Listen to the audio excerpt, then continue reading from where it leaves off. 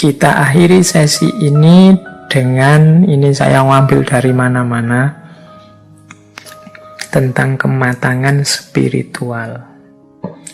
Jadi kalau tadi kematangan agama, kita pungkasi dengan kematangan spiritual.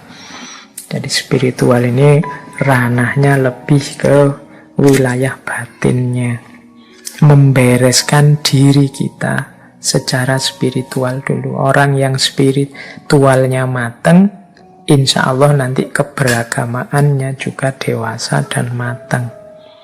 Dia akan jadi problem solver, bukan lagi troublemaker. Dia akan memberi solusi untuk kehidupan ini dan bukan sumber masalah. Oke, kita mulai. Yang pertama, kematangan spiritual itu dicirikan ketika kita tidak lagi sibuk mengubah orang lain, namun lebih fokus mengubah diri sendiri. Jadi orang yang matang secara spiritual itu perhatian utama dan pertama adalah dirinya sendiri. Saya ini masih kurang, saya ini masih lemah, saya ini masih butuh perbaikan. Nah, ini menunjukkan orang ini sadar dan matang secara spiritual. Tapi ada kan orang yang sebaliknya, sibuknya selalu nembak keluar. Orang itu ilmunya kurang, orang itu belum sadar-sadar, orang itu masih duniawi pikirnya, orang itu masih ambisius, selalu orang lain. Tadi ada ciri-ciri yang saya sebut, orang dewasa, orang macam-macam itu biasanya kan kita terus nembak keluar. Oh berarti orang itu belum dewasa, oh berarti pimpinan yang itu nggak dewasa. Kita selalu sibuk nembak orang lain. Orang yang spiritualitasnya matang itu fokusnya ke dirinya sendiri. Aku sudah dewasa apa belum ya? Aku ini tanggung jawab apa belum ya? Aku ini sadar diri, tahu diri enggak ya? Aku ini sabar atau siap menerima proses apa enggak ya? Dan lain sebagainya. Nah, orang yang lebih sibuk fokus pada perbaikan dirinya itu menunjukkan kematangan spiritual. Loh, apa menasihati orang untuk orang di sekeliling kita tidak penting, Pak? Penting. Tapi pertama-tama bereskan dirimu sendiri dulu. Itu menunjukkan kematangan spiritual. Nah, ciri yang kedua, menerima diri sendiri dan orang lain sebagaimana adanya.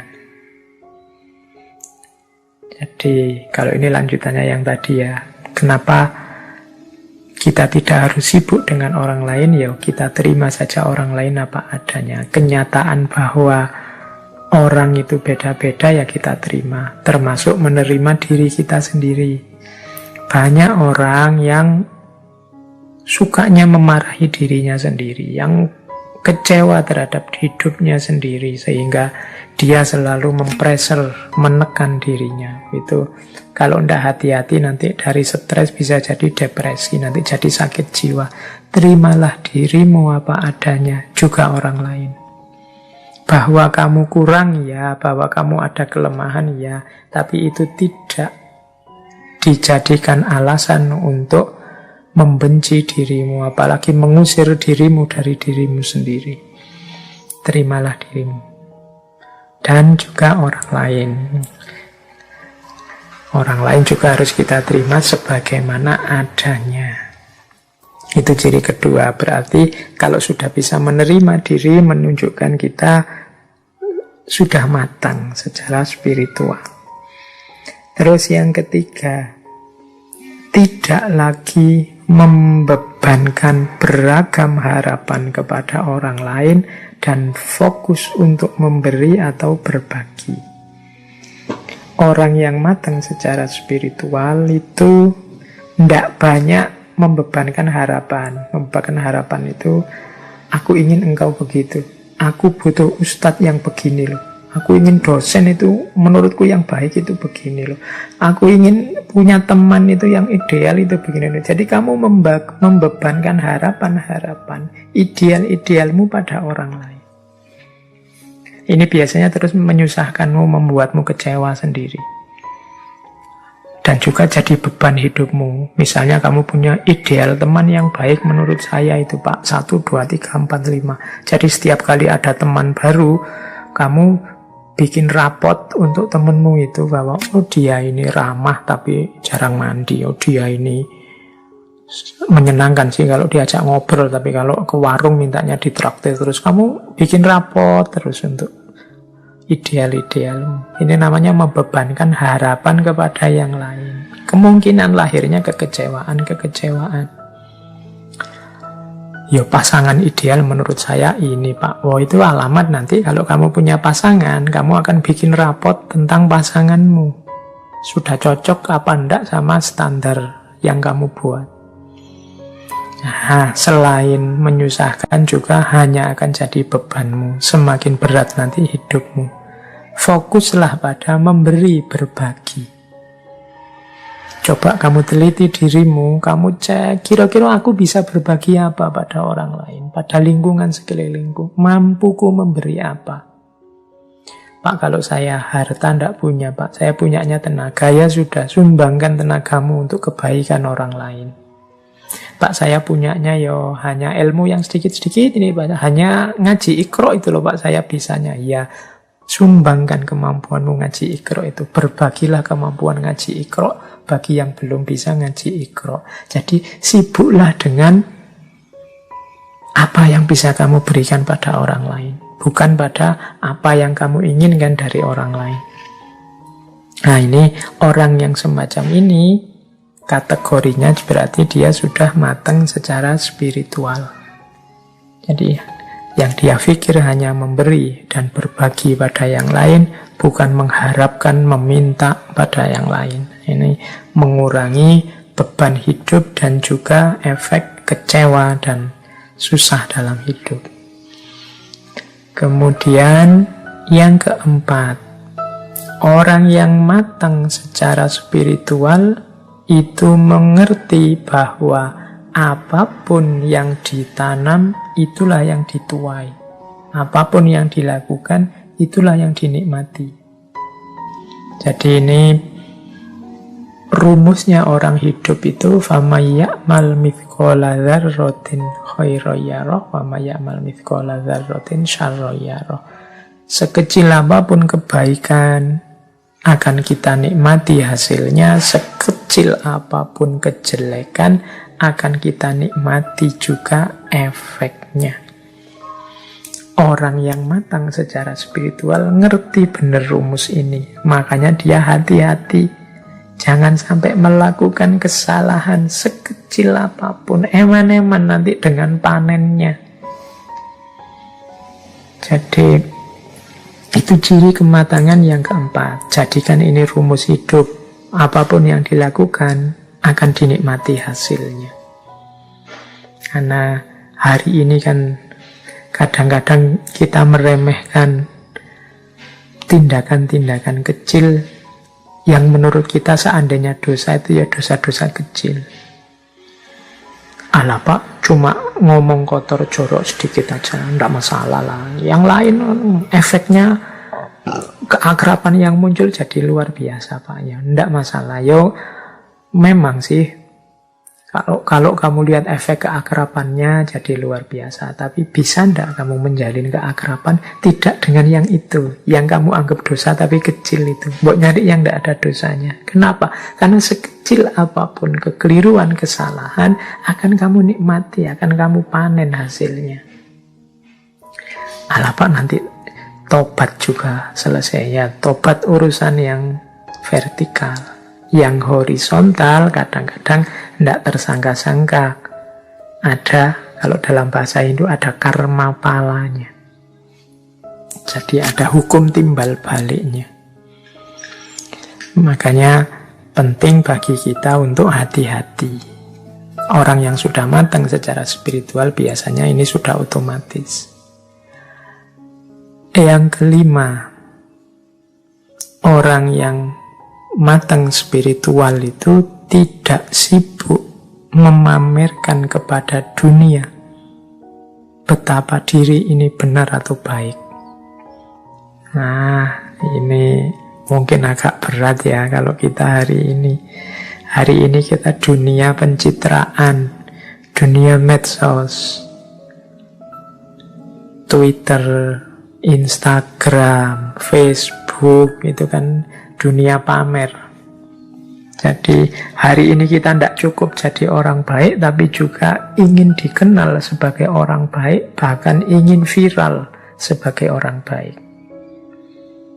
Ini sebenarnya secara tidak sadar kita membebani diri dengan 3 hal sekaligus yang berat.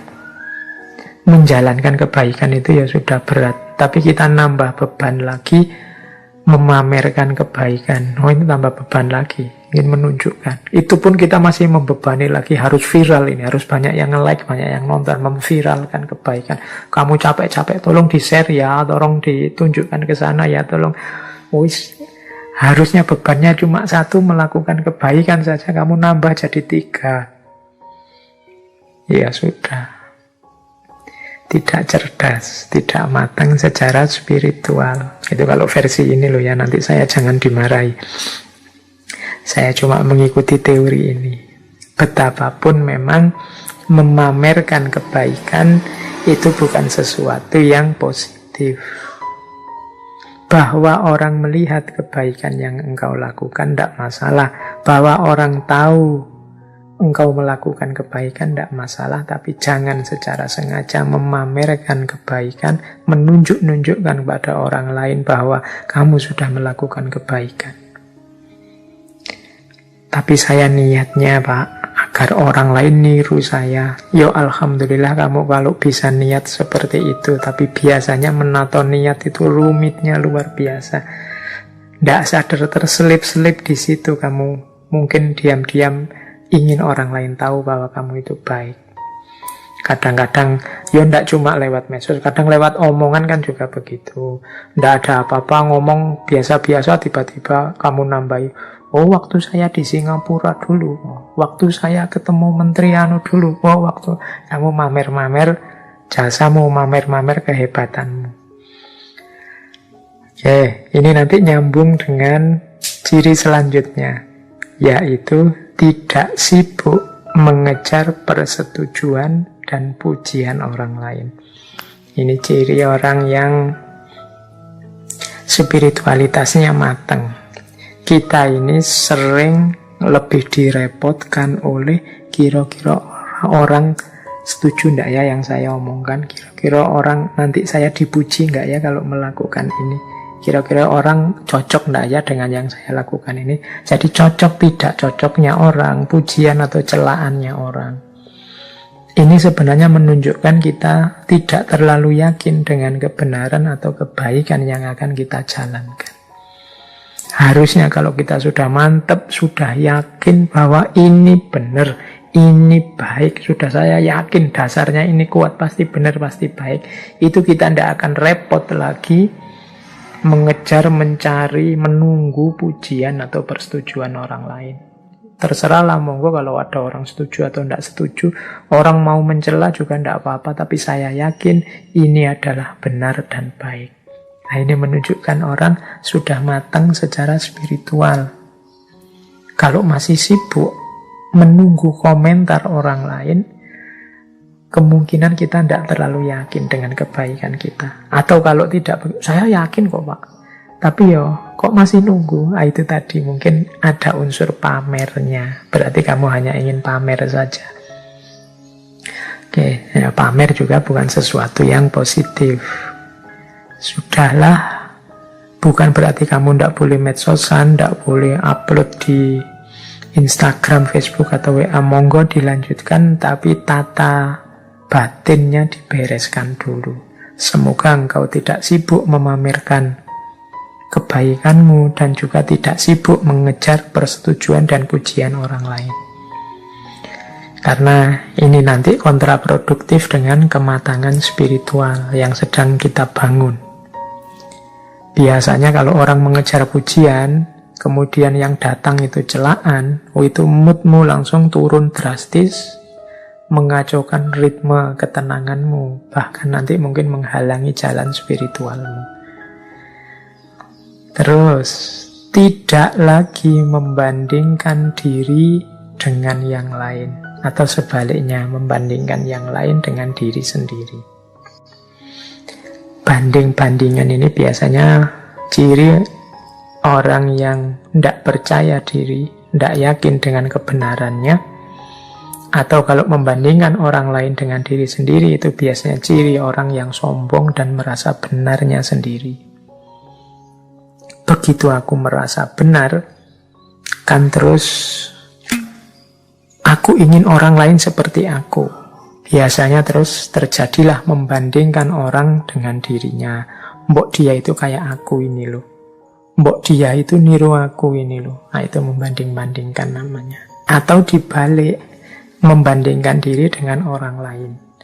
Aku ini sudah cocok nggak ya dengan itu, dengan idolaku itu? Sudah sesuai nggak sih dengan yang selama ini aku puja-puja? Sudah nyambung nggak sih dengan artis yang selama ini aku idolakan, dan seterusnya. Ini menunjukkan tidak percaya diri. Jadi membandingkan diri dengan orang lain menunjukkan tidak percaya diri. Membandingkan orang lain dengan dirinya biasanya menunjukkan rasa benar sendiri, kesombongan, keangkuhan. Ini juga jangan dilakukan. Orang yang sudah tidak sibuk lagi dengan perbandingan-perbandingan menunjukkan dia sudah matang secara spiritual. Oke, terus selanjutnya, orang yang matang secara spiritual itu mampu membedakan kebutuhan dan keinginan. Dan selanjutnya mampu mengontrol keinginan. Jadi dalam hidup ini kita ini sering rancu antara kebutuhan dan keinginan. Makan itu kebutuhan, tapi nyari restoran mewah itu keinginan. Jadi minum itu kebutuhan, tapi harus merek minum tertentu itu keinginan.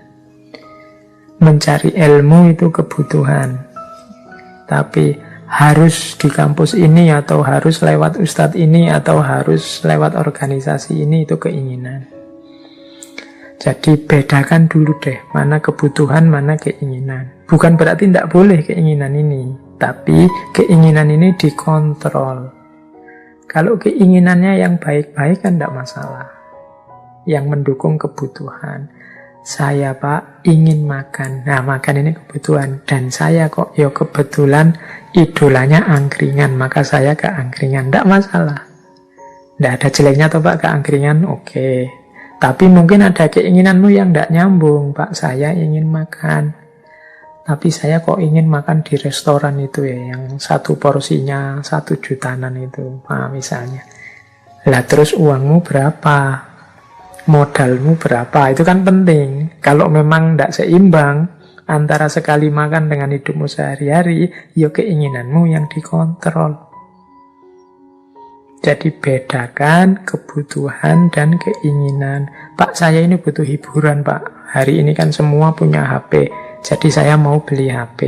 Boleh, berarti HP-mu itu kebutuhanmu. Nah, sekarang keinginan. Kamu ingin beli HP yang apa? Kamu ingin HP yang speknya seperti apa? Nah, itu harus dikontrol. Disesuaikan dengan modalnya, disesuaikan dengan tingkat kebutuhannya. Kamu butuh untuk komunikasi apa butuh untuk main game atau apa? Kan itu nanti disesuaikan dengan keinginannya. Modalmu berapa? Uangmu berapa? Dan seterusnya. Nah, ini mudahnya kemampuan untuk membedakan kebutuhan dan keinginan. Bukan berarti tidak boleh orang menginginkan sesuatu, tapi kemampuan mengontrol keinginan itu nanti salah satu bukti kematangan spiritual. Tidak semua keinginan kita harus terpenuhi karena kita ini manusia. Ada keinginan yang bisa dipenuhi, ada yang tidak. Bahkan ada keinginan yang pantas untuk diinginkan, ada yang tidak pantas untuk diinginkan. Tidak pantas dalam arti, belum waktunya, belum saatnya. Rumusnya seperti tadi ya, kita harus sadar diri dan tahu diri sebelum mancang keinginan. Oke, terus yang terakhir, ciri kematangan spiritual itu tidak lagi menggantungkan kebahagiaan kepada hal-hal yang material. Nah, jadi orang yang spiritualitasnya mantap dan matang, itu kebahagiaannya tidak tergantung pada hal-hal di luar dirinya. Saat ini juga, detik ini juga saya bisa bahagia. Apapun yang saya miliki, materi apapun yang nempel pada saya. Itu namanya tidak menggantungkan kebahagiaan kepada hal-hal yang material. Nah, ini bisa dicek lagi di sesi filsafat kebahagiaan. Itu hampir semua tokoh filsafat kebahagiaan yang kita angkat itu tidak lagi menggantungkan kebahagiaan kepada hal-hal yang material. Dan justru itulah cirinya kematangan spiritual.